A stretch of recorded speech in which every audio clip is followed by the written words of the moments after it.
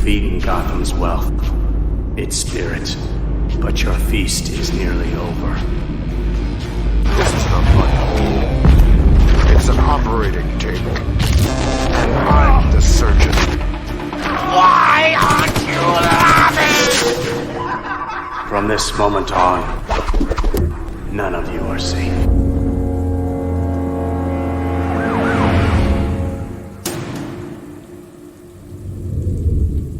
Welcome to the Batman Book Club, a podcast exploring the Dark Knight Library. I am your host, Ryan Lauer. The Batman Book Club is a proud member of the Batman Podcast Network, hosted by Batman on Film.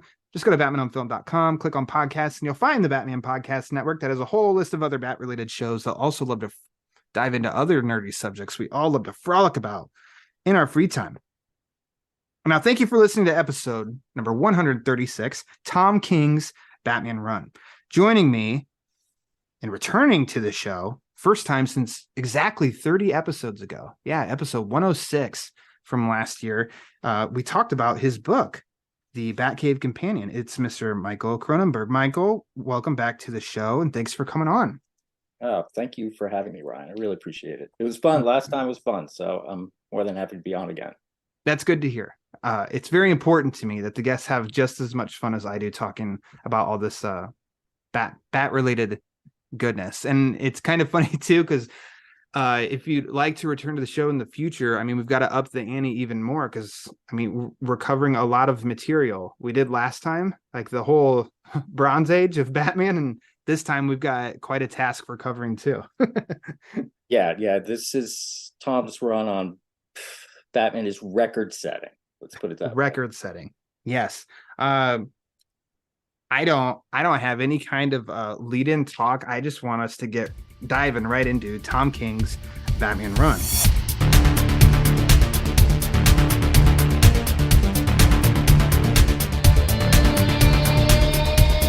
Now, for a lot of people, since this was semi, recent history, this was part of, helped launch the Rebirth era. It was Batman issues number 1 through 85. Released from June 2016 until December of 2019, obviously written by Tom King. The artists, I mean, what a list of artists that also jumped in on this run. I mean, you've got, and I'll forget a few names, so I apologize. David Finch, Mikhail Janet, I'm not exactly sure. I apologize. Mikhail J. Joel Jones, Jorge Fornes, Tony Daniel, Mitch Gerads, Jason Fabok, Lee Weeks, Clay Mann, and there's plenty of others that I'm missing out on.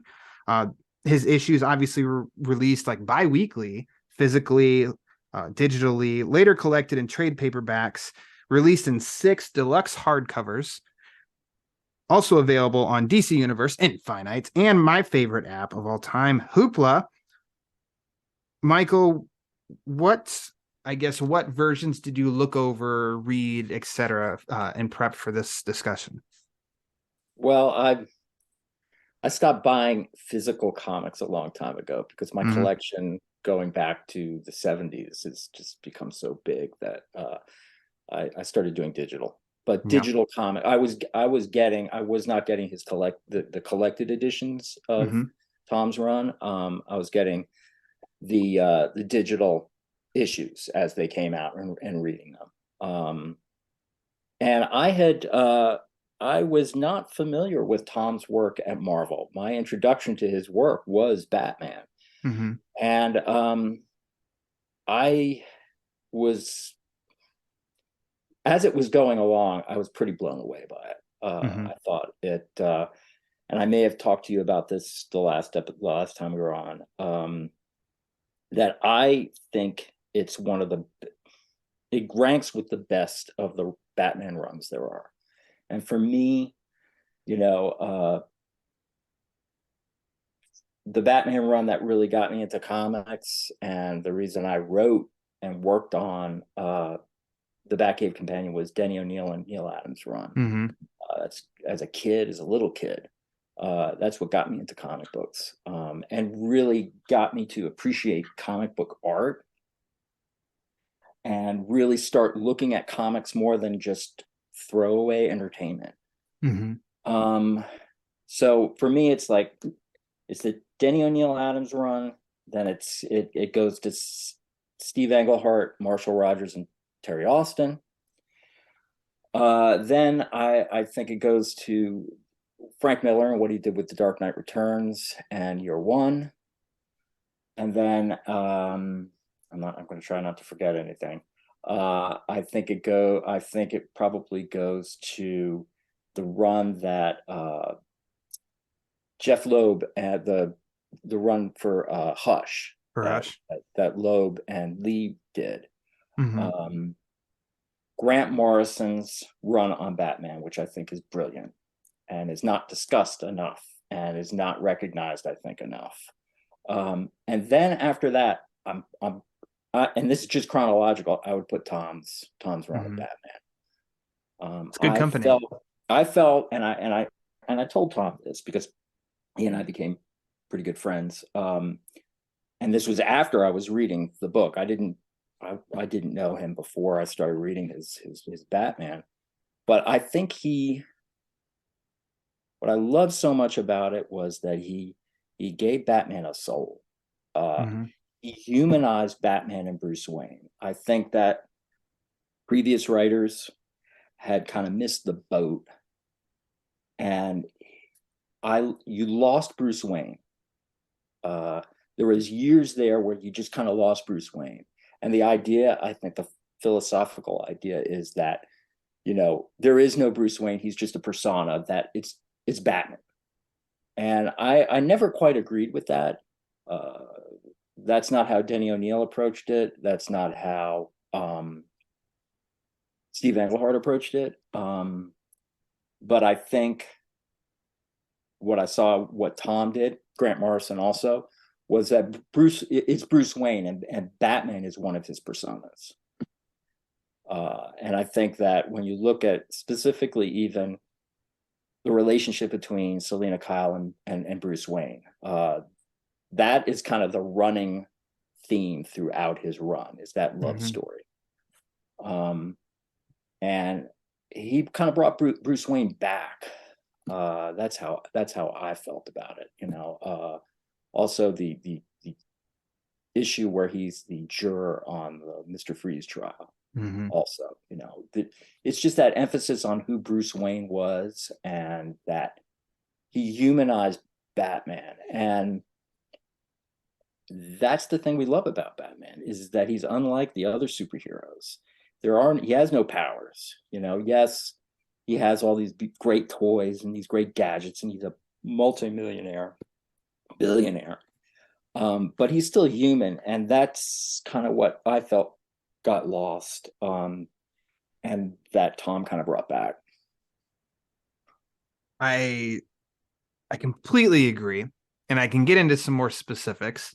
So you read these. I guess first off, I could say the format I read was I waited. So I read these digitally as they came out, but I was waiting, and they released, I think, the first deluxe edition rather quickly, and I said, "Ooh, that's the format that I want for this." So apparently, they're just going to release these all in deluxe edition. They were doing it for the other DC superheroes too, and so yeah, it was a long journey. Didn't know if we'd get there all the way, but they released all 6 deluxe edition Tom King Batman books. They look wonderful, and I did the undertaking, and I reread all of them. Actually, November and December.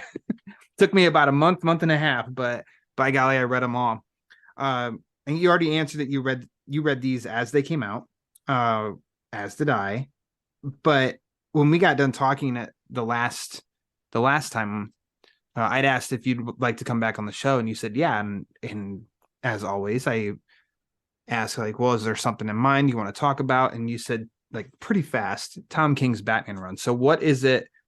And you might have just actually answered this question, but why did that just like spring to mind as opposed to a Denny O'Neil, Neil Adams story, or I think we've covered almost all of Frank Miller's stuff. I think what he did was he kind of reinvigorated my love of comics. I mean, Batman was always my favorite character growing up. Sure. I mean, the reason I wrote that book. In fact, the Batcave Companion was how Tom and I became friends. I had found out from someone else, I didn't know him, I mean, I knew him only from reading his stuff and really enjoying his work. But someone told me I was actually on someone else's podcast talking about my book, and they said, Tom King has your book, and he's like, it's like by his side when he was like writing, he was using it for research. And I said, I didn't know that. And that was my way of reaching. How'd that make you feel? I felt great. That was fantastic. Mm-hmm. Especially considering that at that time he was in the middle of his run, and I was really enjoying it. I thought it was great. And it made me want to I reached out and actually invited him to the film noir festival that I worked at in Washington, D.C. for the organization I work for. And that's kind of how we met and became friends. But because I did see noir mm-hmm. in these stories, I did recognize that a noir aspect that hadn't been there before, at least within the last several years of Batman stories. And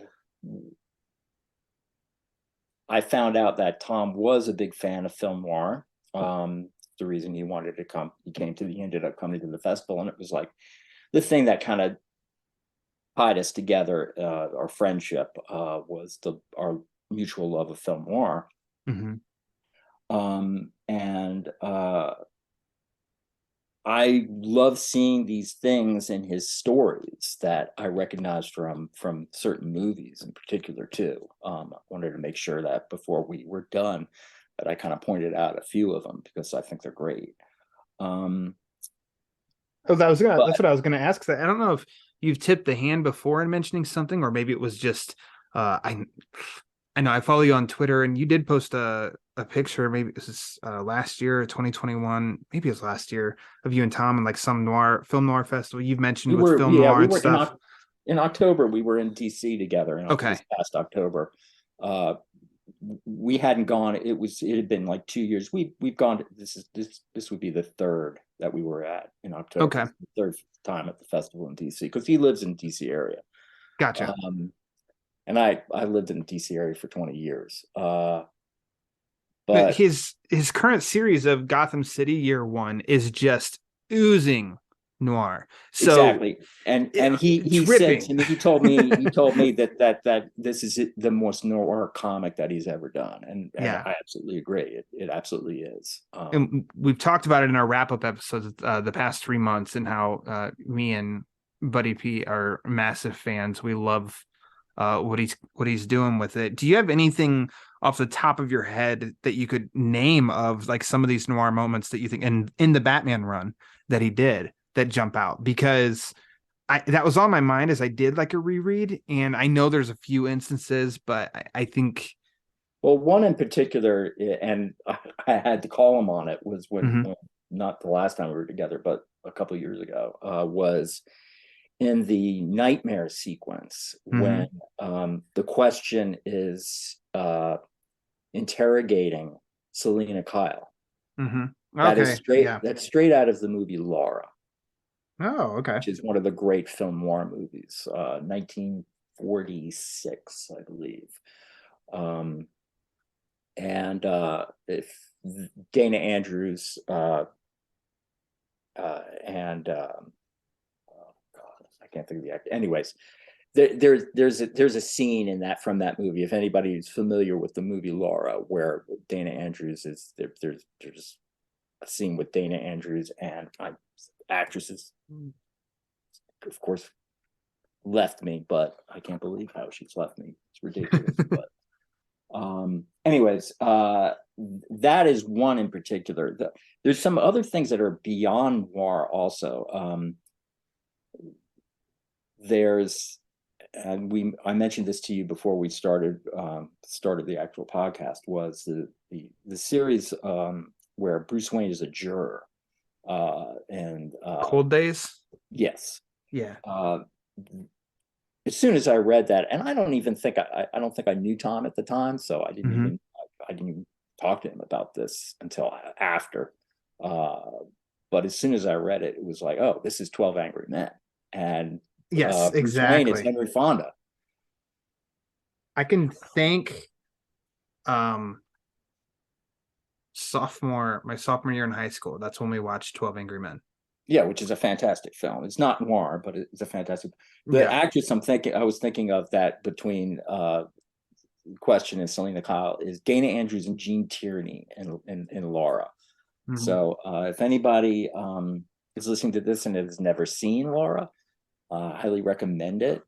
It pops up on TCM quite a bit on the Noir Alley film noir show, which is hosted by my good friend and my boss, Eddie Muller. And then the other thing from movies that I really loved that he did was the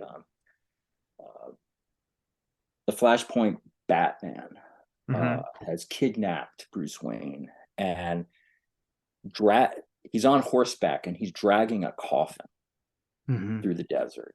And that, I don't know if Tom got this from this, but it's a pretty famous, film image. And that is the movie Django, which is a spaghetti Western. I don't know if you know the original, not the Django Unchained. Not Django Unchained, not the, it's Quentin Tarantino based Django Unchained he loosely based it on the original movie Django, which is 1964 film by Sergio Corbucci. And it's a spaghetti Western. I don't know if you're familiar with, the genre of spaghetti Westerns. A little bit. And Django, the character of Django, is dragging a coffin kind of through a desert landscape to this town. Now what's ends up being in the coffin is a machine gun. It's a giant machine gun. But that imagery is so iconic, especially to Westerns and to film, that as soon as I saw that on the cover and I saw that on the panels, it was like immediately that's the thing I'm thinking of is Django, which is considered one of the great spaghetti Westerns ever. And it was very influential on Sergio Leone also. So it's always appreciated. And extra props to whether it be writers or artists that do. So there's 3 examples that you just gave right there of nods to older films that you can come at 2. So I don't know Laura. You do know Laura, but we both got something out of that now, in the sense of you instantly recognized it and it was like, oh my gosh, this is just like Laura. And there's like it draws you in. For someone on my perspective, when that ends up becoming apparent, pointed out and everything, it makes me now, oh, I need to go watch that movie then. And it just, and when that stuff happens, and then 12 Angry Men, which seemed like probably of your 3 examples was probably the most recognized from a lot of readers that I saw, at least in the space talking about it. But it's recognized and it's appreciated. And then now, like you said, with Django, and I do really appreciate that when that happens in mediums, but especially like in comic books. And it's not, it's not ripping off or it's doing the exact same thing, but it's, oh, this is inspiration, influenced by, which makes you only want to track down the source material. Yeah, so you're broadening your horizon. Right, exactly. And Tom's not the first person to do it, but to be honest with you, I don't know of many people who are doing it right now, or many writers who are doing that right now. And that's what makes his stuff so. That's why I like his stuff so much. That's why in addition to what I was saying and how his approach to Bruce Wayne and Batman was so great. And the other thing is the Batman and Elmer Fudd, which is so funny because when that was announced and that was part of DC's, I guess, teaming up the Looney Tunes characters. The Looney Tunes, yeah. And I'm thinking, okay, nothing against what DC's doing. I get it, but it's like, okay, nothing big. But when I saw what Tom and Lee Weeks did, it was fantastic. And that has more film noir reference in it from just the atmosphere and such, the femme fatale, which is Silver St. Cloud, and there's more in that than anything else. And what was interesting was, I interviewed Tom for, and I've talked to Tom many, many times anyways, but just as friends. And we and in the interview I did with him in Noir City Magazine, which is the magazine I designed for the Film Noir Foundation, he talked about how he watched a marathon of film noir movies before he wrote it. And because he didn't know what the approach was going to be. And that ended up being the idea that he had. So he's really got a great creative mind when it comes to coming up with these stories. And the quality of writing in this Batman run also, I wasn't able to reread every story. It's just so much. It was daunting. I had already read all of them. But just looking over it again and just reading bits and pieces of it, the quality of writing is just outstanding. I mean, he's really, for me, he's my favorite writer, and that has nothing to do with him being a friend. He's my favorite writer in comics right now. Yeah. His name's attached. And I just said to you before I hit record on this, even I just finally got to Strange Adventures. I loved it. I had no knowledge on the character. I knew what he looked like, and that's about it. And Strange Adventures is also he based Strange Adventures on a film noir movie. Which one? And the Act of Violence with Robert Ryan. Okay. That whole idea of Mr. Terrific and Adam Strange, that how they play off each other, from what's going on with that. He based that off. It's a science fiction version of Act of Violence. And then, of course, The Human Target, which is fantastic. And I think it might be the best thing Tom's ever done. That is based on the film noir movie DOA. Okay. I don't know if you've read if you've started reading The Human Target. I started, but I think I want to wait a couple more months so that I don't have to wait.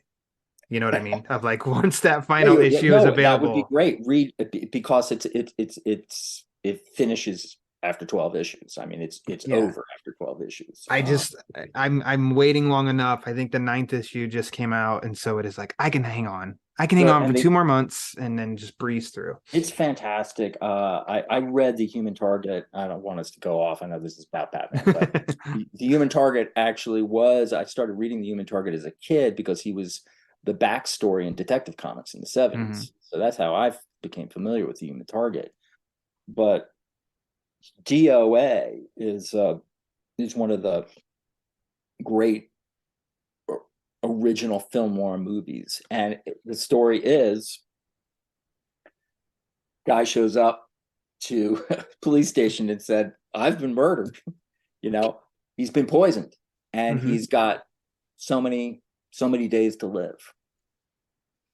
Not 12, like Tom Scott, but that's the basis. It's a fantastic, it's a fantastic premise that's been done with other things. I mean, I've read other comics. God, I was just reading a comic not that long ago, and they used the same type of premise of maybe I'll remember what it was, of being poisoned, finding who killed you.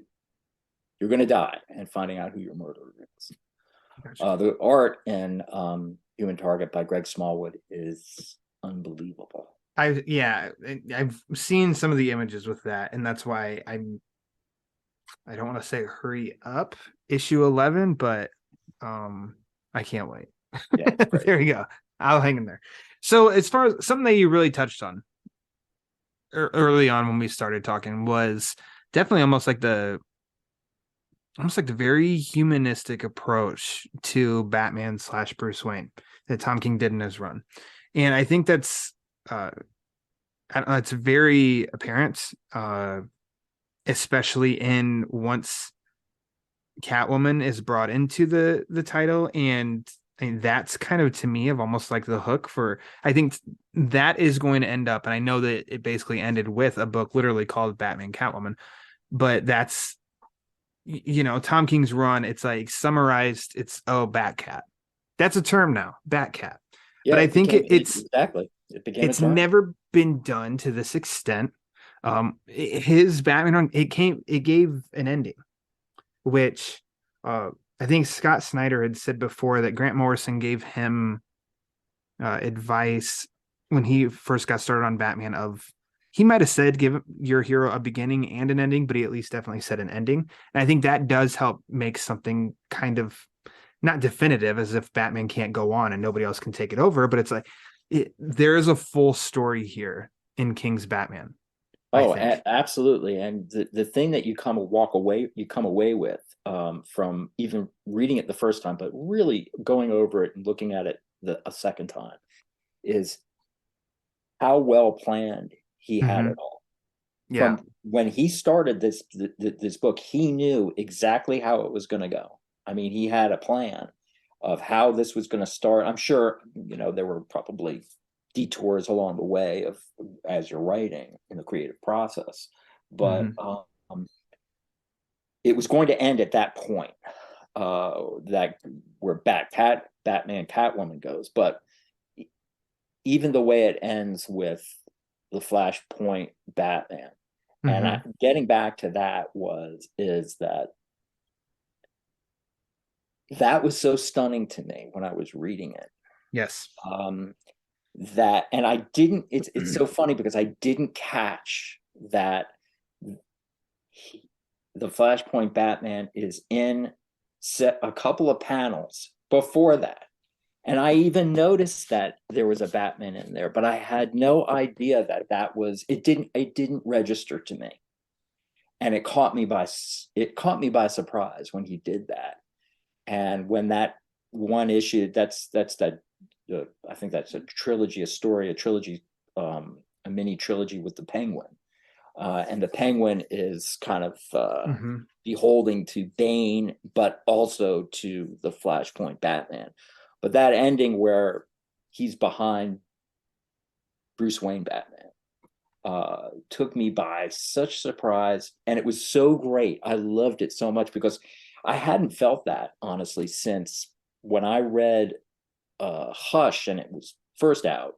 And I loved it. I loved what Loeb and Lee did. I love that they put it into the regular Batman book, and that the surprise of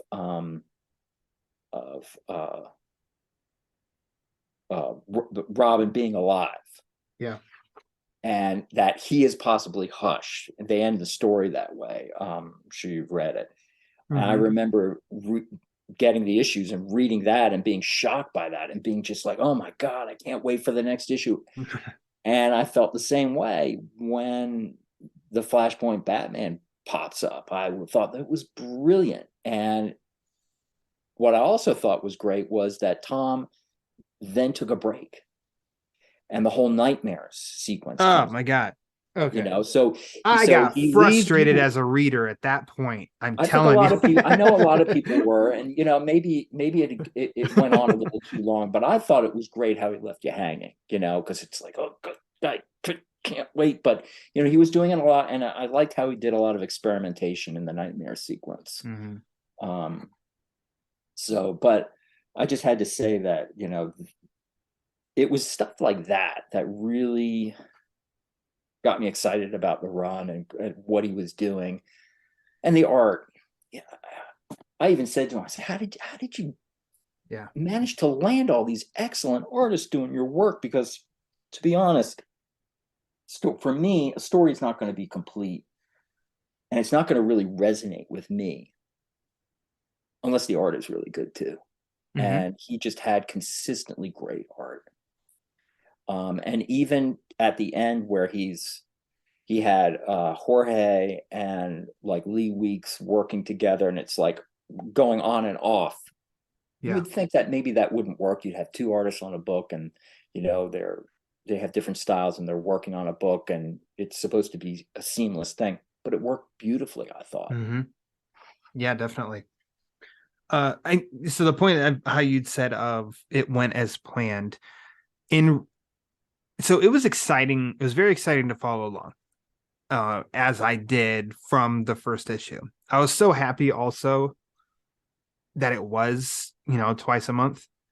I don't know if Tom thought that it was a lot of fun because that's a lot of work. A lot of work, yeah. But as a reader, as a fan, I was like, I loved that. And of course that makes it better when the material is good and I'm enjoying it. But looking back on it now, it's really exciting. I almost categorize it in three acts in which I don't think that I'm, discovering something nobody else has or said or anything, but it's like there's pre-wedding, there's wedding, and then post-wedding. And pre-wedding was very fun to me, especially in this reread, because it does kind of feel like you're just getting a bunch of kind of fun and a variety of Batman stories, but then as you reread and you know where it's going, it's like, okay, well, we get Selina back, introduced, I think in like issue 9 or 10. And then she's a through line the rest of the way. So that thread is like, that's where it started. And it just carries through all the way until the end. But you're still getting these Bane stories. You're getting a 1-issue Swamp Thing story. You're getting War of Jokes and Riddles. Then you're getting Talia's story. Then Batman and Selina meet Lois and Clark and go to the fair, for a couple issues. Then Wonder Woman's introduced. Then it's a Poison Ivy. You know what I mean? It's such a variety of stories. He fit a lot in. Like you're saying. I completely agree. He fit a lot in. He fit a lot of characters in. I mean, he even got Tweedledum Tweedledee in there. He got he got what was it, Captain Stingeray in there. He got Kite Man in there. And but also he had a lot of dark stuff in there. The War of Jokes and Riddles was very, very dark. The Bane stuff, some of the Bane stuff was very, very dark, but he was able to offset it, which is really nice. He offset it with like what you're talking about, the double date with Superman and Lois Lane.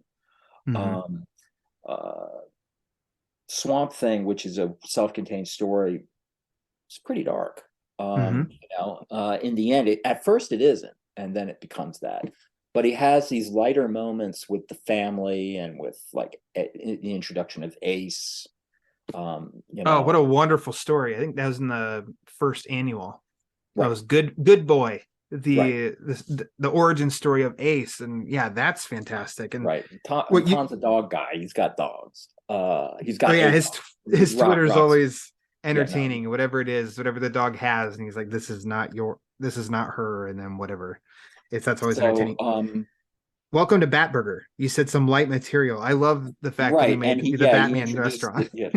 So there's enough of that to kind of to ease up. You don't want it to be just nothing but dark.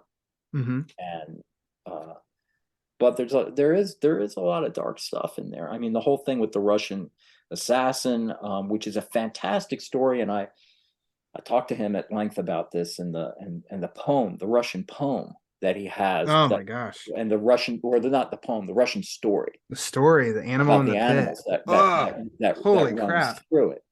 So and you even get, in the story about Bruce Wayne being the juror, you have Batman's questions about religion and God. So he pulled in a lot of things that you just don't see. And like I said, I think that I love Grant Morrison's run. For me, the next great run is Tom's, and there are aspects about stuff that was published in Batman, in the regular Batman comic. There's some issues I like here and there in between Morrison and Tom. But for the most part, I didn't think it worked. It didn't work for me. But his stuff really resonated with me. I thought was really great. What I categorized with the wedding portion of this act. So yeah, at the beginning, there was a lot of Bane, which I do appreciate because I think Bane is a tough character to come up with some new material because he's the one who broke Batman. And then it did feel, at least to me, of like, well, now what do we do?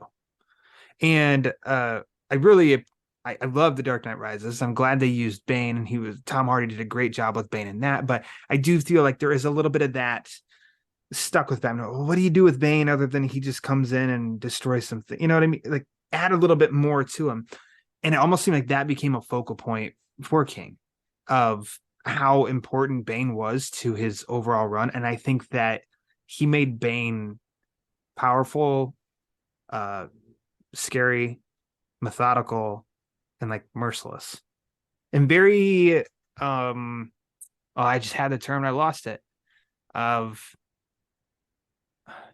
a strategist, you know? A strategist, yeah. I think strategist. What am I doing? A strategist. he you know, he decided to use Bane as the main villain of this entire piece. But you know, the Flashpoint Batman is pretty much just as important, because that at the end of it, when you find out that Thomas Wayne is sitting there and watching everything that Bruce Wayne is doing.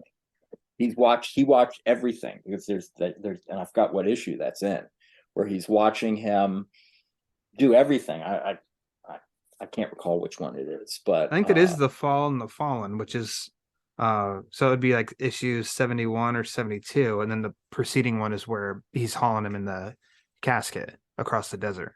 No, actually, I think the explanation of showing him actually came after that.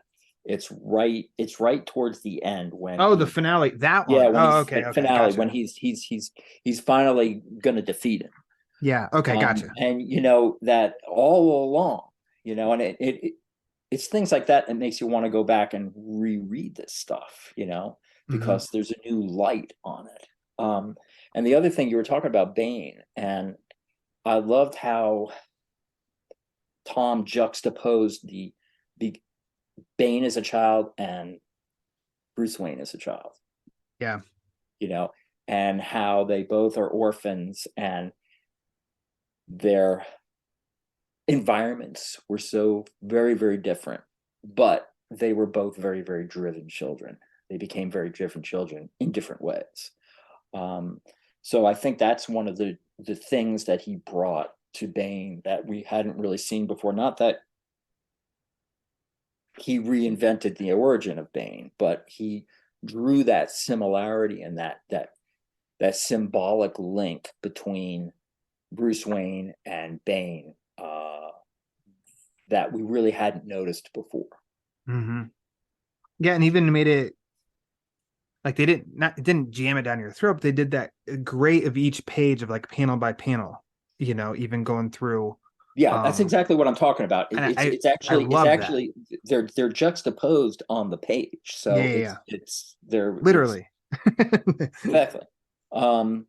The other thing I wanted to point out was that was very film noir-like was City of Bane, which was the villains take over the town, and they're running the town, and that there's a couple of movies that are actually, and they're based actually on fact. The Phoenix City story, which is I'm trying to remember where Phoenix City is, what town. But anyways, it was being run literally by gangsters, and the mob was running that city. And when I started reading City of Bane, and that's how it's kind of set up, you know, and you know, you've got the you know, what was it, the Joker and who else are sitting Riddler. there, like Riddler patrolling the streets, you know, patrolling it, and I don't remember catching it the first time I read it, and then in this read through, I'm trying to see if I can flip back enough. Then they cut to inside the GCPD, and they're throwing darts at Bullock. There's a Brooklyn Nine-Nine nod that it just got me giddy. Because I've never even watched that television show, so I'm a huge fan. I'm a huge fan of that show, but I think it was like the nameplates.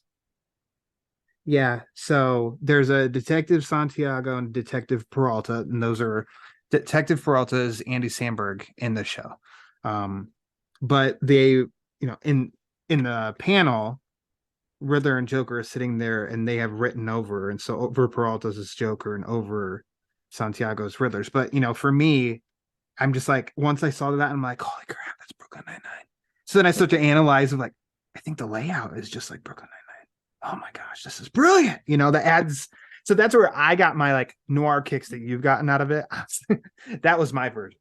Oh, it's Brooklyn Yeah, Nine-Nine. so that's Awesome. great. See, I never noticed that. I didn't notice that because I've never seen that show before. But Highly recommended. anyway, I just I thought I liked what he did with City of Bane and how he had the criminals turn it over. And the thing is that when I first started reading his rebirth from the first issue, and Mm-hmm. David Fincher's art is great. Mm-hmm. I really didn't. I didn't get what he was doing with Gotham and Gotham Girl, and I was at first. I'm to be honest, I don't think I've even said this to Tom, but I was a little put off by it because it was like, why are we having these superpowered characters here? It's like, I like my Gotham City and Batman gritty and real. Yeah, that's my preference. But it all made sense in the end. Mm-hmm. See, because he had a plan, and what ends up happening with Gotham Girl and and the whole thing, I mean, everything was planned out by Bane and by Flashpoint Batman working with him. I mean, even down to how Batman had to save that jet, Mm-hmm. From crashing. Yeah. And he needed the help of Gotham. So in the end, something that I didn't understand at first, that I'm reading at first, it just shows you that it's like you have to give something time. Yeah. You can't have you have to wait and let the story play out. And the way it played out in the end, she ends up being more of a daughter to Thomas Wayne, the Flashpoint Batman, than Bruce Wayne is a son to him. There's a real relationship there. There's a kind of a loving relationship between the two of them. That's not there between, that Thomas Wayne wants to have with Bruce Wayne. The whole reason he's doing all of this is to get him to stop being Batman. Yeah, so it's completely misguided, of course. And then Sure. the whole thing with Booster Gold, and the idea of like, oh man, if there's no Batman, and that gets back to a film reference also. It's a Wonderful Life, which is which we all know about. Most people know about. So that's so you're bringing up three different topics that I mean we can fire through quick. So let's see. I'll save Catwoman until the end. So the City of Bane, I'll just go there first. I feel like that I only read it when it came out, and I hadn't reread it since because I was waiting for the deluxe edition. They released a trade paperback of City of Bane, and I said no, because that's a trade paperback. I'm waiting for the deluxe hardcover that matches all the rest. And they finally released it. And so this was only my second time of reading City of Bane, but the first time reading it all together. And I think this is like an exceptional epic. The comparisons to Dark Knight Rises are definitely valid, and I can see them. I think this is almost a grander scale than Dark Knight Rises, but that's a different medium. It's kind of not fair to really compare. But I love, because it's deeper than just Bane took over Gotham, Batman's got to go stop him. There's a lot more elements than just that. I love the build up to get to that point, and how much of it, like you mentioned the Penguin story, and how Penguin tipped Batman off that Bane's running everything from inside Arkham, and then it becomes paranoia, and Batman questioning, is Batman just is he nuts here?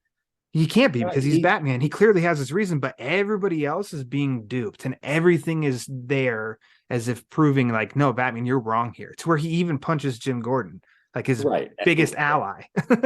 Right. And there's that wonderful moment where Bane has been beaten up by Batman, and he's laying in his bed and he's smiling. It's like he's the mastermind who has set up all of this. Everything from the first issue of this Rebirth run that he did was all part of Bane's plan. And eventually, how, I don't know what issue the Flashpoint Batman comes into it, but he comes along for the ride, and he's working with him also. But it's all Bane's plan. I also liked how Tom. It's not easy to take Batman out of Gotham and make it work. Denny O'Neil was able to do it really well, I thought. And we talked about this before when we talked about Bronze Age Batman and Denny O'Neil's run, where his first story with Batman with Neil Adams, which was a horror story where Batman, I think they're in Spain, and so it really worked great. And then he was able to do that whole thing with Ra's al Ghul, where he goes to he goes to the Alps, and he's climbing in the Alps, and he goes to his secret headquarters, and he goes to the desert, and that's Batman being taken out of his element, and it worked really well, and it still holds true to who Batman is. Tom did that really well in this series, because he takes Batman out of his element. I thought you were going to bring up it's almost like the Demon trilogy. I mean, those are good stories. And Birth of the Demon, perhaps Norm Brayfogel's best work. And granted, that's a Ra's al Ghul story.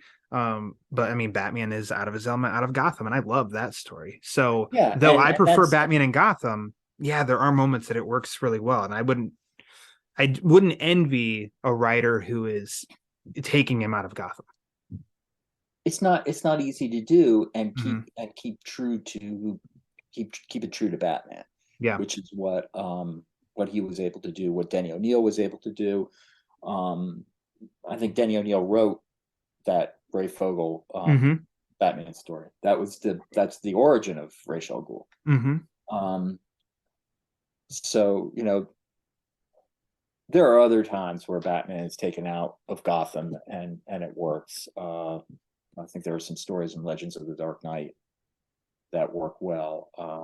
And Bob Haney, some of Bob Haney's crazy stuff on Brave and the Bold definitely takes him out of his element. And Bob Haney being Bob Haney, he was a great writer, and he was able to make that work great. Thanks to Jim Aparo, who was a great artist. But anyways, Tom packed in so much into this, and it's a lot of pages, as you referenced. I mean, you're talking about these hardcovers that end up being 300 to 400 pages each. So there's a lot of stories. I'm pretty sure he holds the record for writing the most Batman stories ever. And it's a bi-weekly. I'm sure it was a grind. It wasn't easy. The City of Bane alone was 11 issues. Woo. Woo.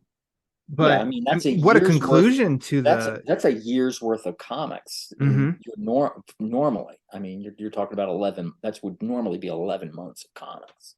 And it ends up being what? Over 5 months, right? It's half the time. So a major element of that, so as you referenced too, was Thomas Wayne Batman, who I think it's fair to say was the standout in the original Flashpoint series. That story, and they did the I think they did the one issue standoff about him also. The 3 issue of Brian Azzarello and Eduardo Russo. I think I always say Russo. I don't know why, Those are that great. story, which is excellent. Yeah, it was so good. And I think fans were, this is that Batman was a hero. He was just in a really dark world and had to go to some lengths and some extremes that Bruce Wayne Batman didn't have to. But I think us fans were fans. So I think he was at the end of the Wedding issue, number 50. He is to the side of Bane when it's that group shot of villains on that last page. And I remember I wasn't alone. Everybody thought of like, hey, is that Flashpoint Batman? And Yeah, it was a big, what the hell? That was what I saw that, and I didn't know what it was. I couldn't figure it out. I said, "What the fuck is that? Is that?" Yeah. excuse my language, but is that like a mannequin? Is it a statue of Batman? And he didn't answer it right away. And I couldn't figure it out. I missed it completely, and that's why I ended up getting caught by surprise. And what's funny is that when the story, the mini story, The Button, that Tom did within, which includes the Flashpoint Batman, you're watching him team up, the Flashpoint Batman, Flash, and Batman team up, and you want more of that. It's like, oh man, I want more of Flashpoint Batman. I really want to see more of Flashpoint Batman. He was a hero in that little miniseries, right. Those 4 issues too. Right. And he dies, or we don't know what happens to him. It seems like he dies and his world dies. His world ends. And you think, oh, it'd be great to see more of him. And it's like, little do you know, he will be back. And he's coming back with a vengeance. And I think that it's brilliant because he's a bastard in this run. But and I'm not one that fully agrees or thinks that every villain that you need to have some kind of sad, sappy part so you can understand where they're coming from. Some villains I think they're just villains. I don't need to know the inner workings or anything. It's like they're just a villain. But this is definitely a case where it does work in what he's trying to accomplish. Because I feel like his life, he was reflective in other moments that we saw. So in The Button and in the original Flashpoint series and that spinoff series of, he's reflective of his life once he lost Bruce and then lost Martha, that he sees the repercussions of that. So he's trying to protect his son now that he actually has a son again. And he's trying to get him like, you need to stop. You're not Batman. Stop being like, he's trying to prevent it. So to me, it was almost very similar of some of the best villains, like Ra's al Ghul, what he wants to accomplish. Like, it's not that far off from like the good guys. His methods are just bad, but there's something there that I think sometimes, that it's okay. I can see that, but you're just doing it the wrong way. And I feel like Thomas Wayne, that's exactly it. He wants to protect his son, but he's going about it he's the wrong ways. He thinks he's doing the best thing for his son as a father. Yeah. He's doing the best thing for his son. It ends up being twisted, but the thing that adds so much to it is that it's the father-son thing, and we all, as sons, as daughters, it's that parental thing that goes on. It's that dichotomy. It's that relationship of your parent, and add to that yes, he's Thomas Wayne, but he's not really Bruce Wayne's parent. He's Bruce Wayne's parent, but from an alternate universe. And so there's a lot of underpinnings, and there's a lot of stuff going on there. In addition, there's a lot of layers there, which makes it more interesting than it being just any other villain. It's very personal, and that gets back again to the humanity of Bruce Wayne that Tom has brought back, the humanity of Batman, the soul of Batman that we have. You mentioned too so let's see here, the Tyrant Wing. So issues 58 to 60 was the Penguin stuff we mentioned a little bit earlier, and that's where that third issue ended with Alfred on the floor, and he says, you know, your father, and then it is like, what? We still at that point we didn't know what Flashpoint Batman was up to. Then we had nightmares and everything, but then we picked up later of the Fall and the Fallen, like you'd mentioned, carrying the casket. And still, even with some of that, it was as they're working together and fighting off. I forget their names out there in the desert, and it was. And he's gonna throw his wife into the Lazarus pit to bring her back to life, which is pretty damn twisted. But it's like here's a grieving man. Here's a grieving father and a grieving husband whose wife had gone insane and is dead, you know, who lost his son and who's in another world or another reality where his son, he died, his wife dies, his son lives, and his son becomes what he is. Yeah. So, and he could possibly get it all back. So up to that point, even you don't know what to make of him, but I mean, he's got Bruce there and he's talking, like the dialogue and stuff, all that's working. And it's until they start fighting. And then it's kind of like, damn. And then he gets even more twisted. And then he becomes freaking villain. And so I just think that the core of the character in this run, like it works for me on like every single angle. oh yeah, It's just another great strength. It's fantastic. I like I said, for me, there's not many in my time of collecting and reading comic books since I was a kid. I think it's been a great age for Batman because I think O'Neill and Adams really revived the character. And the character that we read now is basically that character that they got going. And when I talked to Denny O'Neill and interviewed him for the book, he mentioned that with a lot of pride. He was very proud of that idea that, you know, the Batman that is today is the Batman that he and Neil kind of launched, didn't create, but relaunched, you can say, yeah. or got back to, because that Batman that they did was taken Excellent, from great. Bill Finger, what Bill Finger originally did in 1939. Sure, yeah. The original run when Batman is by himself, that solo run of Batman, and they tweaked it and modernized it. But basically, that's the Batman we've got right now. For the most part, I know that every writer has their own interpretation and does it their own way, but it all offshoots from that. So that's why I kind of feel that, you know, Tom's place and his run has a very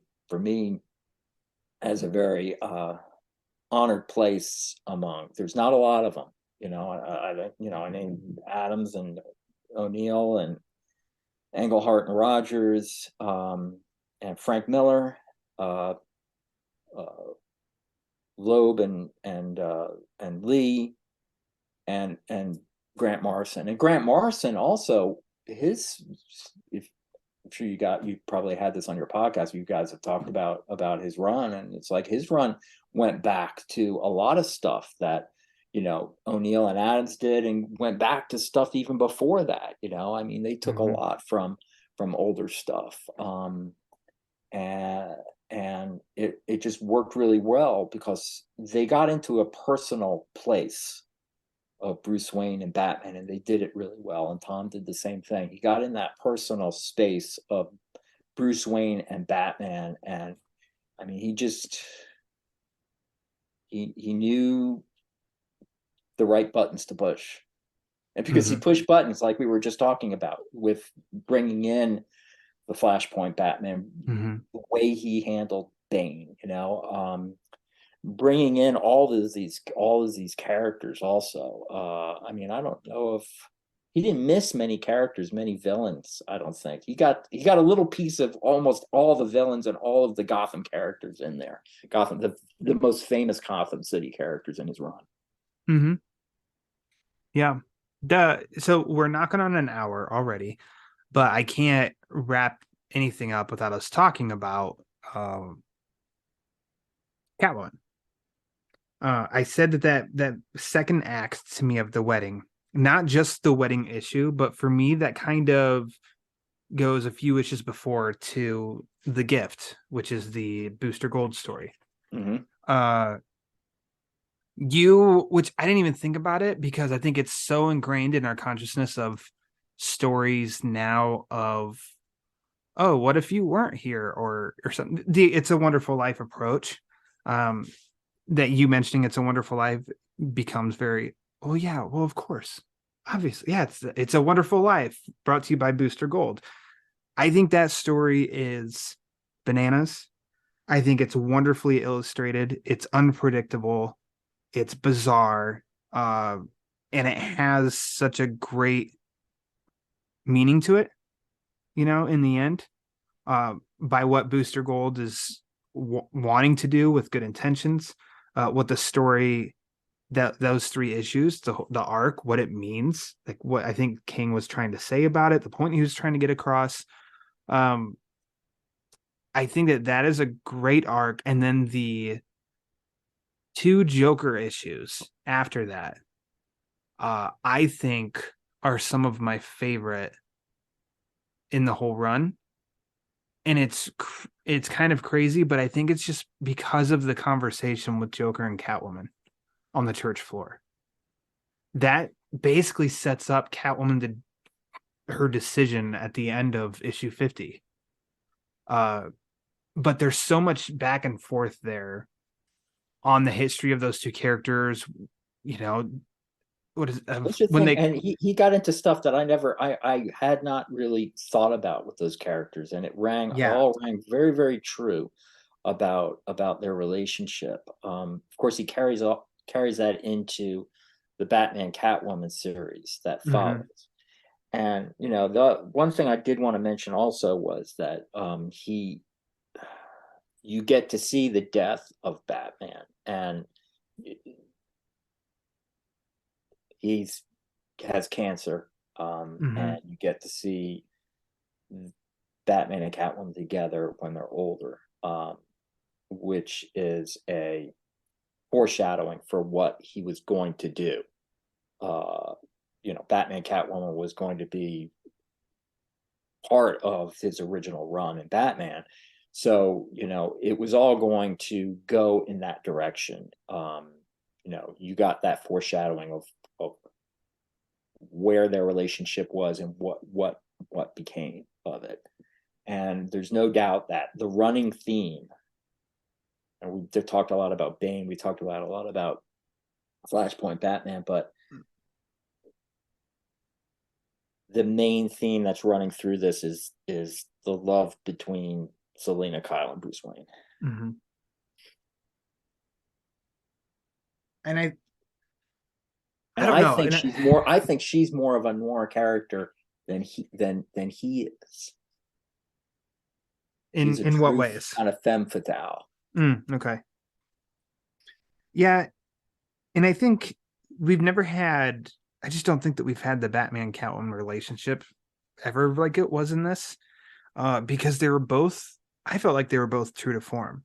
I thought she was very true to form, and while she was straight up a villain, for a long time in comics, she started to toe that line more and almost be a little bit more of an anti-hero. You could say the Hush just before the Hush storyline, maybe even earlier than that. Because I do know stories in the 90s that they made her. If you read Ed Brubaker's Catwoman series, mm-hmm. She is an anti-hero. It's his run on Catwoman is very noir. Okay. And she very much like how Tom handled it. It's this balance between, she's got a dark side to her, but she she has certain people that she's loyal to and that she will do anything for and sacrifice for. But I don't think the relationship had ever been explored between Bruce and Selina the way Tom did, of course. And I mean, and he made that the main, I think that was the main theme running through the entire thing. Mm-hmm. I Yeah, mean, I think it was. It's a shame that the whole thing about the wedding got really overblown the way it did. Were you spoiled about the wedding? Because I don't know I which was website because it was. I read the New York Times, so Okay. the New York Times who spoiled it. Okay, they were the ones who spoiled it. Yeah. I didn't know who did. I just know that it was spoiled, so I tried to steer clear and then was able to read it unspoiled, which thankfully. What do you think of? Okay, so maybe from what you can remember, what do you think of that wedding issue when you read it? I no, The I thought it experience, was the excellent, fallout, all that. Yeah. and I thought what ends up happening was perfect, especially in if you go through his entire run and read it to the end, because it's like It it's makes all being sense. set up by Bane. Bane is manipulating all these people to say particular things to Selina so that she'll give him up Mm-hmm. because she cares about him and loves him, and that's and it gets back to the root of it all, which is a love story. Mm-hmm. So, her friend Holly says stuff to him, like you were pointing out about the Joker saying stuff to her. That is like, and also the whole idea of the gift, too. It's like if he doesn't exist, here's what the world will be like. He Mm-hmm. has to exist. He has to exist. Yeah. And it goes back to the Flashpoint Batman. It's like you can't not make him not be Batman. Mm-hmm. He has to exist. He's Bruce Wayne first and foremost, but he's also Batman, and Batman has to exist. And you've got all of these people trying to make Batman not exist, either through death or like giving it up. And she understands him. She's the one who understands him, and she knows that he can't not be Batman. He has to remain Batman. She knows that, because you'd think that she would want him to give that up if she's going to marry him, but she knows him. That's what Tom got across, is how well she knew him, how much she loved him, that she didn't want to, that if this was going to make him stop being who he was and who Gotham needs him to be, then I shouldn't do this.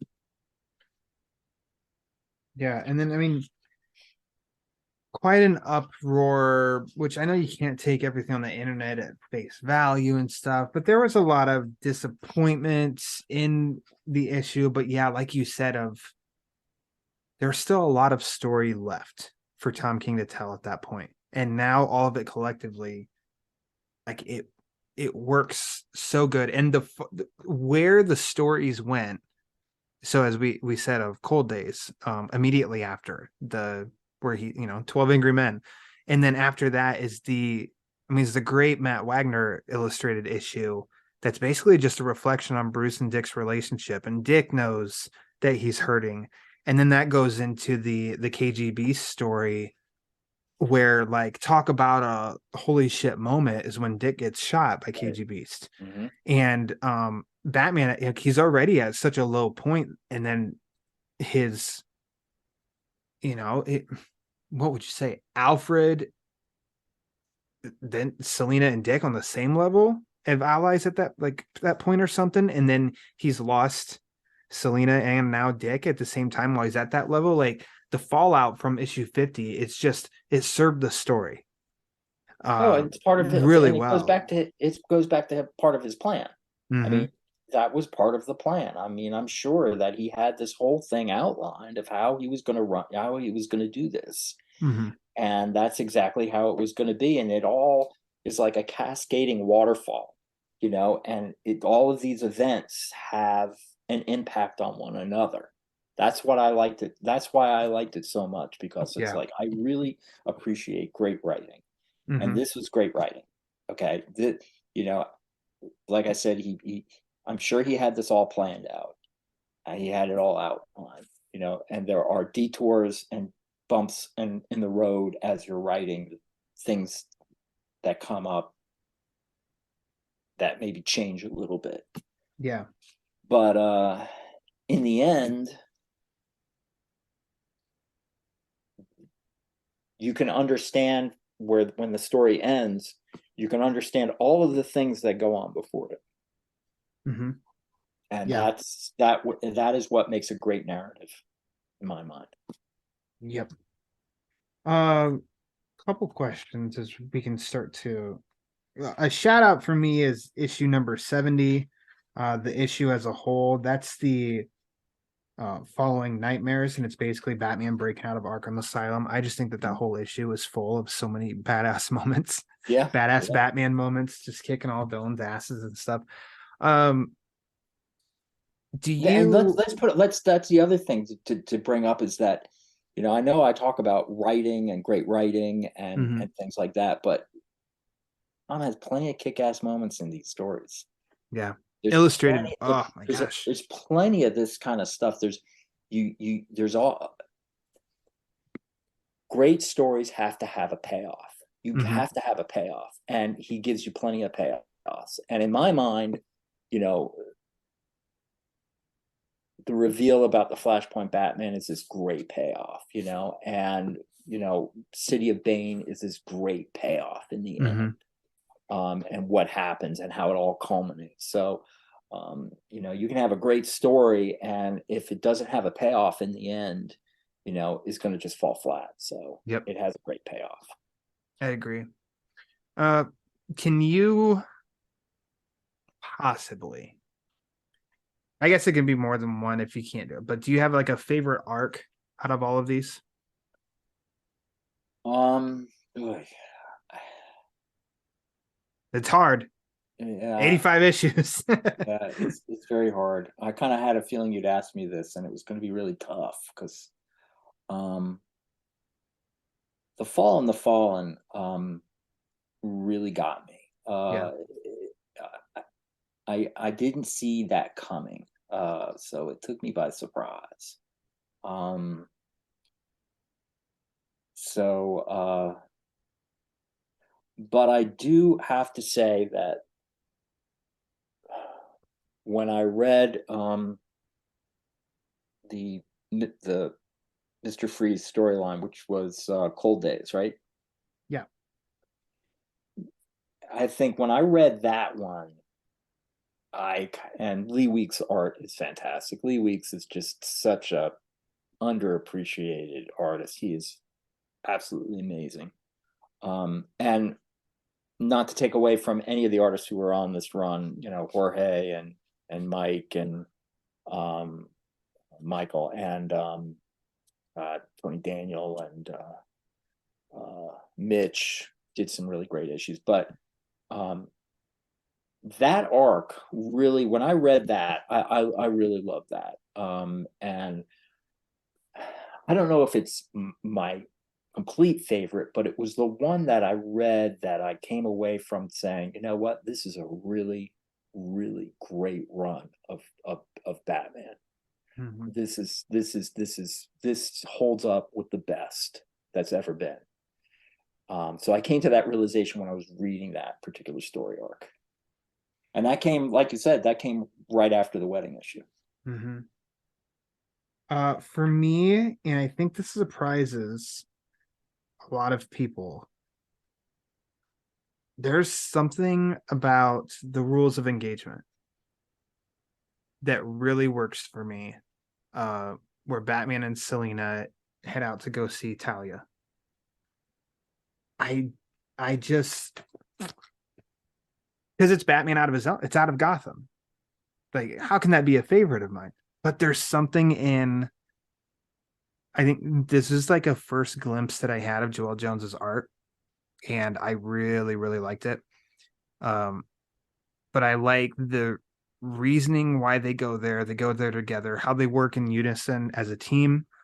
I'm not a big fan of Damian, but Grant Morrison, I think one of the best things he did was the Batman and Robin book of building a Dick and Damian relationship.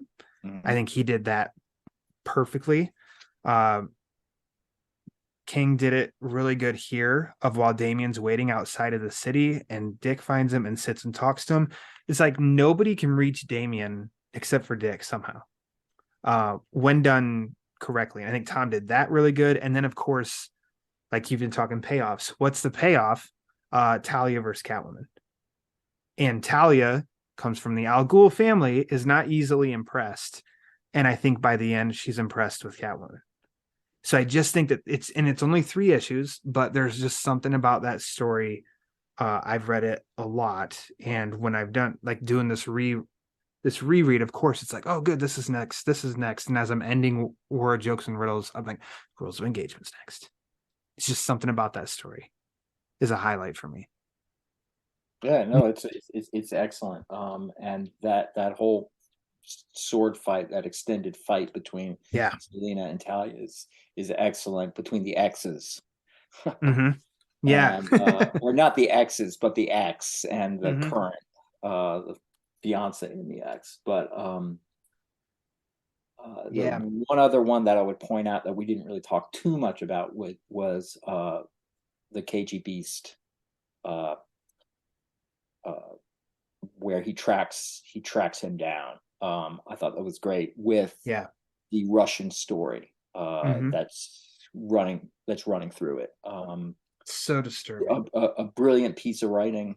It is. Brilliant piece of writing by Tom. And it's okay. So I meant to look this up and I didn't. Tom created that story, or is that based on a real story? I asked him about that. My son and I were eating dinner with him one night, and my son asked him about that, and it's a real story. It's a true Russian story. Yes. Okay. See, now that's just going to make me track it down, however horrifying that story is. But learned about it in Batman by Tom King. Now, this is like a ridiculous question, but we'll see if you have an answer for it. Like a standout moment or part. And I know we've talked like hundreds of them, but when you think of Tom King's run, and maybe something just springs to mind and I know that you've mentioned the Flashpoint Batman standing behind Bruce in the one issue. Maybe that's the moment or anything like that. That's the moment for me. That's the moment. That moment really took me by surprise. Yeah. I didn't see it coming. I've read comic books a long time. I have to say, I'm not young, and I've been reading comics a long time, and it takes a lot to surprise me. Mm-hmm. I didn't see that coming. Yeah. Even though, and I had said I saw that panel where he's in the background, and it's like, why didn't I see it then? Why didn't I understand it? And it just didn't register to me. But that is the moment that it was very much like but you see, it had a payoff. Mm-hmm. That has a payoff. I'm going to compare it to what Jeff Loeb and Jim Lee did in Hush when Jason Todd appears at the end, and you think he's Hush and that he's alive, because the grave, Batman is digging for the grave for Jason Todd, and it's empty. There's no one in there. And here pops Jason Todd, and he's wearing the Hush costume. Mm-hmm. And I remember reading that and feeling, holy shit, I didn't see this coming. And no one did, no one did. Yeah. They kept it hidden. They kept it quiet. No one did. But in the end, this isn't necessarily a criticism of it, but in the end, it's Clayface. It's not Jason Todd. It's just Clayface. Oh, you almost went all the way. You got close, but right. So, and the difference was that with Tom, that shock moment had a payoff, because the Flashpoint Batman had a very important role in the rest of this story. Mm-hmm. For me, it's almost just more of like the badass Batman moment. it does feel very Dark Knight Returns, but in the I am Bane conclusion, as he's fighting Bane, Bane's doing his whole, monologue, and Batman's getting up and he says, "You know how many times I've heard that? Rest in peace, Batman. There's no escape, Batman. Time to die, Batman. Every night, over and over and over, for so many years. This is the end, Batman. Every damn night. And yet, I'm still here." And it's just panels, and I'm showing you, but it's just panels of him just slowly getting up. There's just kind of something about that stands out to me in this run. And that falls into more of like the just pure, it's just badass Batman. But it's just, I don't know, there's something just great about that even makes you be like, I don't know, give me a good moment like that in every Batman story, that TV show, movie, comic. Just need one of those Batman moments, because that's just a Batman moment that you're like, damn right, it's Batman. It delivers, he also, incorporates plenty of history in there. He has those a couple of times where he flashes back to Batman #1 with the Batman and the cat. She's the cat. Yeah. And they show that. And he goes through, he also shows, and this is along with the artist who worked on it, Catwoman's different costumes. And so there's a lot in this run. There's a lot. I mean, there's a lot of issues. There's a lot of stories within the larger story, but what's great is that there is this larger story that goes on, and that when you're done reading it, all of it from the first issue makes sense now. The narrative makes sense, and but there's a lot going on. There's so much going on, and there's so many characters. He's thrown so many things in there, and it's a good writer who can kind of juggle a lot of stuff and still make it a continuous narrative that works. And to be honest, I read Batman. I still read Batman, and I read Detective Comics, and some of it is good, some of it is not that great. But to be honest, I haven't had anything that reaches what he's done. It just as soon as I started reading it, it clicked with me. And that's only happened, like I said, several times in my entire time. And Batman's my favorite character, and it's only happened, I don't know, 5-6 times ever that I've read a writer's work that really, for me, captured the character. That sounds like a great summary of your final thoughts on Tom King's Batman run. Did you happen to leave anything out, or do you think that's a good? No, that's a good summary. I think we pretty much hit on everything. So I don't know. I don't know how many more Batman stories he's got in him. I think he's done. Just when you think they're out. I know I wasn't trying to quote Godfather Part 3, but I guess anytime you start to say that, just when you think that Tom King's done, he'll be like, "Hey, got a new one," because I thought maybe Killing Time was going to be it, and then you did Killing the One Bad Day Riddler. Killing Time is based on a noir, also. Of course, of course it is. Why not? Which I thought that was a brilliant story too. It was great. It's a great heist story, and it's he was influenced by two noirs, by two famous noirs. Clocked into his inner Dr. Manhattan to tell that story, I thought. It's this day, then it's this day, this time. That is straight out of the noir that I'm talking about, The Killing. The narration, the way he wrote the narration comes from the movie, the Stanley Kubrick film, The Killing. Oh, the Kubrick The Killing. Okay. Hey, there's one I've seen. Excellent. Great. Well, this has been a treat. I knew it was going to be a daunting task. But I was up for the challenge because it got me excited that I was going to reread this entire run. I didn't know how you and I would cover it and not take up 9 hours, but I think we did an admirable job. No, well, So, thanks for having me on and making of me go course. ahead and kind of go through all the stuff, because it was like I was able to kind of relive, and it's like how much I really liked it, and it's What still, a chore, right? yeah, really, it's a labor of love. Yeah, exactly. And make me realize this stuff is really, really good, and it It holds is. up really, really well. The And first time I've read unfortunately, it all the way what it through. does is it makes me realize that there's a lot of comic books that are not that great out there. He's created for comic book readers, and I feel like this is what creators would aspire to. Name recognizability, and I don't know whether the opinions are good or bad. It's known. Tom King's Batman run is known. And as someone who knows him, I can also say he's a damn good guy too. He's a really good. good guy. Well, then that's good. There's a hero to meet. Okay, meet your heroes. Tom King's one that will disappoint. You heard it from Michael Kronenberg. He guarantees you will not be disappointed if you meet Tom King, because he's a great artist. We've seen it. If you look him up on Twitter, you see his sketches when he at conventions. Yeah, Michael, thank you so much for coming back on. This was a good time, just like the last time was a good time. If you'd like people to follow you, plug anything, have at it. You can follow me on Twitter at MW Kronenberg, Kronenberg. I am the graphic designer for the Film Noir Foundation. I also work for Tomorrow's Publishing.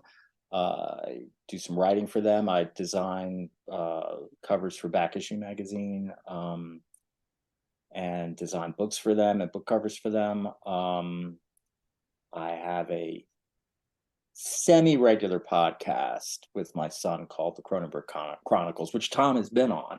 He's been a guest on a couple of times. If you follow me on Twitter, you'll see me post stuff I like: comic books, movies, Sports. Yes. I am unfortunately a diehard Jets fan. So I am in mourning. For a time being this season, it wasn't a bad thing. And then unfortunately it started well and it ended very badly. Also, I'm a boxing fan and I publish my own boxing magazine called Ringside Seat. Awesome. So you can find that on the internet also. There you go. Give him a follow on the Twitter. You won't be disappointed. As for the Batman Book Club, you can follow on Twitter and Instagram at the Batman BC for latest episode drops, upcoming episodes, sometimes some giveaways. Make sure to subscribe to the YouTube channel, the Batman Book Club, where Pete and I are doing The Road to No Man's Land. That's continuing. Some of those are going to be coming out this month. We're getting a little crazy and we're going to try and do 2 this month. So pay attention to that. If you want to support the show, there's a variety of ways you can do it. Patreon.com/the Batman BC. Go to TeePublic, type in TBBC for the Batman Book Club, for t-shirts or notepads or onesies for your little ones. It's all available there. But if you want to support the show and you don't want to spend any money at all, it's 100% A-okay. The easiest, quickest, and most impactful thing that you can do is rate and review the show wherever you listen to it. So whether it's Apple Podcasts, Spotify, Amazon, Google, iHeartRadio, wherever, just go to the rate and review page, rate and review the show, because the more reviews the show gets, the more it helps spread the word. And as we all know, the word is panic. So for Michael Kronenberg, I am Ryan Lauer. And until next time, read my Batman comics.